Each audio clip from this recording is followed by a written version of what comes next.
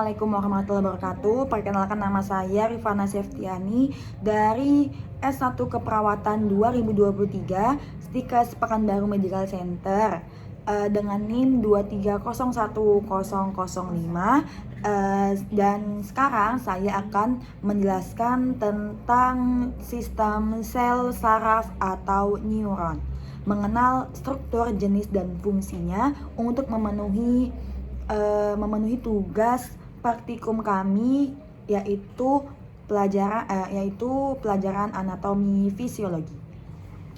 Yang pertama ini ya guys.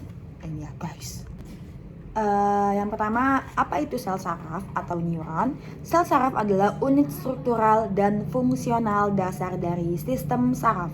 Mereka merupakan sel khusus yang memiliki kemampuan untuk menerima dan mentransmisikan informasi menggunakan sinyal listrik dan kimia ke berbagai bagian tubuh.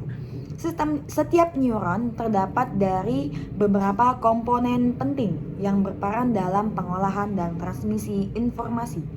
Sel saraf bertanggung jawab untuk mentransmisikan sinyal-sinyal listrik yang memungkinkan kita untuk merasakan, berpikir, bergerak, dan melakukan berbagai aktivitas. Tanpa adanya sel saraf, fungsi sistem saraf akan terganggu. Lalu kita akan membahas fungsi-fungsi dari sel saraf. Sel saraf adalah sel yang memiliki fungsi kompleks pada tubuh manusia. Adapun fungsi sel saraf yang perlu diketahui adalah sebagai berikut. Yang pertama ada sebagai penghantar sinyal listrik. Sel saraf memiliki kemampuan khusus untuk mentransmisikan sinyal listrik dalam bentuk impuls saraf melalui akson. Impuls ini dikirim melalui akson, serat panjang yang berfungsi sebagai jalur penghantar sinyal. Dengan kemampuan ini, sel saraf memungkinkan respon cepat pada tubuh. Yang kedua, sebagai fungsinya yang kedua, integrasi informasi. Sel saraf juga berfungsi untuk mengintegrasikan informasi yang diterima dari berbagai sumber. Mereka menerima sinyal-sinyal dari dendrit, kemudian mengolah informasi ini dan menghasilkan respon yang semestinya. Fungsi yang ketiga, pengendalian gerakan. Fungsi sel saraf selanjutnya adalah untuk mengendalikan gerakan tubuh. Neuron motorik bertanggung jawab untuk mengirimkan sinyal dari otak ke sumsum tulang belakang, ke otot-otot, memicu kontraksi dan relaksasi otot tersebut yang diperlukan untuk melakukan suatu gerakan. Yang ketiga, penyimpanan dan pemrosesan informasi. Sel saraf juga berperan dalam penyimpanan dan pemrosesan informasi di otak.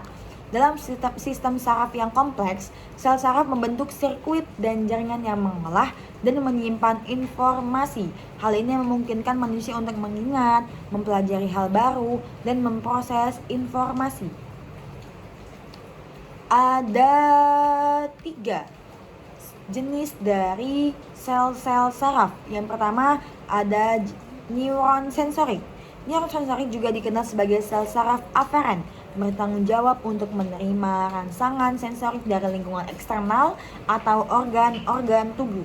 Mereka mengubah rangsangan ini menjadi sinyal listrik yang kemudian dikirim ke otak atau sumsum tulang belakang untuk diproses lebih lanjut. Neuron sensorik ini memungkinkan manusia untuk merangsang rangsangan seperti suhu, sentuhan, fisik, suara, dan cahaya. Yang kedua, neuron motorik.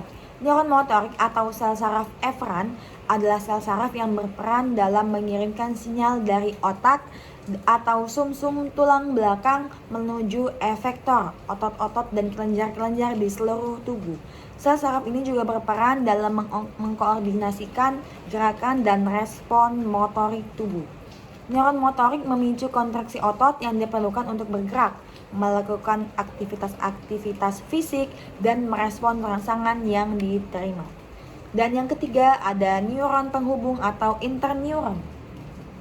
Neuron penghubung atau neuron konektor berada di antara neuron sensorik dan neuron motorik. Mereka bertindak sebagai penghubung atau penyambung antara dua neuron ini, sehingga memungkinkan koordinasi yang tepat antara neuron sensorik dan motorik. Dengan demikian, pembahasan seputar, lalu kita membahas struktur sel saraf. Secara garis besar, sel saraf terdiri dari 3 bagian yang membentuk struktur saraf. Adapun yaitu badan sel, ini ya badan sel.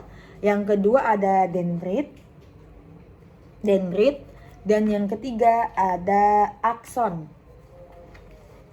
Sel saraf, badan sel, dendrit, serta akson. Kita bahas fungsinya satu persatu. Yang pertama ada badan sel atau soma. Badan sel juga dikenal dengan soma adalah bagian utama dari sel saraf. Soma adalah bagian yang mengandung inti sel atau nukleus dan berbagai organ sel seperti mitokondria, retikulum endoplasma, dan ribosom dan lain-lainnya. Badan sel berfungsi dalam sintesis protein dan pemrosesan molekul.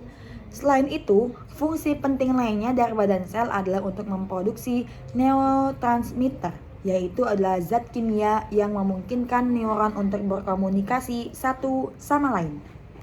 Lalu yang kedua ada dendrit. Ini ya dendrit guys. Dendrit adalah serabut pendek yang bercabang dan menyebar dari soma.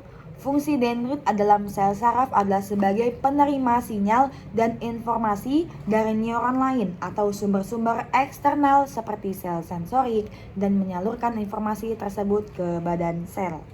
Dendrit memiliki banyak tonjolan pendek dan bercabang yang disebut dengan dendritic spines yang dapat memperluas permukaan dendrit untuk menerima sinyal dan informasi dari neuron dan sekitarnya. Lalu yang ketiga ada akson. Akson adalah serat panjang yang keluar dari badan sel dan bertindak sebagai jalur penghantar sinyal listrik ke sel saraf lainnya. Biasanya terdapat 1 akson per neuron dan panjangnya dapat bervariasi dari beberapa mikrometer hingga 1 meter. Fungsi akson dalam sel saraf adalah mengirimkan impuls listrik dari badan sel menuju ujungnya yang disebut dengan terminal akson. Dari sinilah sinyal tersebut kemudian ditransmisikan ke neuron lain. Jika terjadi gangguan di akson seperti diffuse axonal injury, maka tubuh akan kehilangan kesadaran, amnesia, kesulitan bicara, hingga kehilangan kemampuan otak.